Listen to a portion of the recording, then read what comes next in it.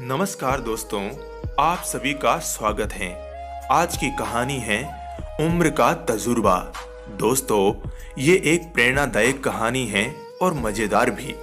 तो दोस्तों, कहानी को पूरी जरूर सुने और लाइक करें। तो चलिए कहानी को शुरू करते हैं। एक वृद्ध ट्रेन में सफर कर रहा था। संयोग से वह कोच खाली था। तभी 8-10 लड़के उस कोच में आए और बैठकर मस्ती करने लगे। एक ने कहा, चलो जंजीर खींचते हैं। दूसरे ने कहा, यहाँ लिखा है 500 रुपये जुर्माना और 6 माह की कैद।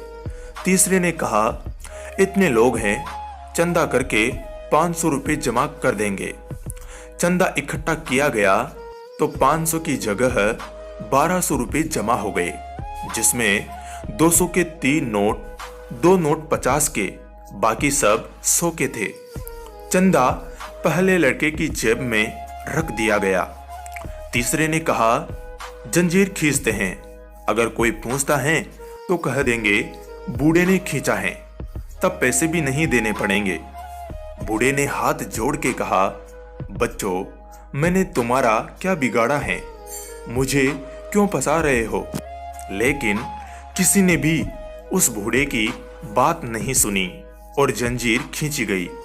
जब ट्रेन अचानक से रुकी तो तलाशी करने के लिए टीटी सिपाही के साथ उसी डिब्बे में आया और पूछा कि डिब्बे की जंजीर किसने खींची।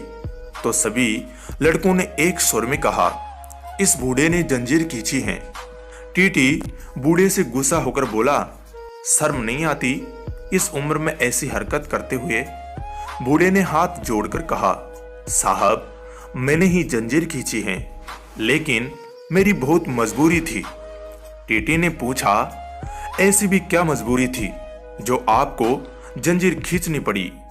बूढ़े ने कहा, साहब, मेरे पास केवल 1200 रुपये थे जो इन लड़कों ने छीन लिए और इस पहले लड़के ने अपनी जेब में रखे हैं, जिनमें 200 रुपये के 3 नोट, 2 नोट 50 के, बाकी सब 100 रुपये के नोट हैं।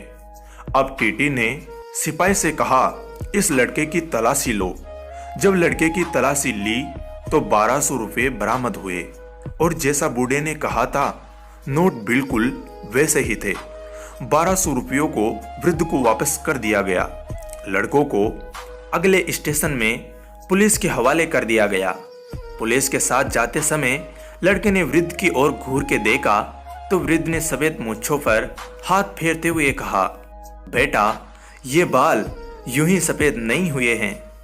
तो दोस्तों, आप भी ये बात याद रखना कि बुजुर्गों को हल्के में नहीं लेना चाहिए। उन्होंने जीवन का लंबा अनुभव लिया है। उनके अनुभव का उपयोग करें और समय एवं पैसा बचाए। धन्यवाद दोस्तों। कहानी अच्छी लगी है तो प्लीज़ लाइक ज़रूर करें और कहानियाँ सुनने के लिए चैनल को सब्सक्राइब करना ना भूलें। तब तक के लिए जय हिंद, जय भारत। फिर मिलूंगा एक नई कहानी के साथ।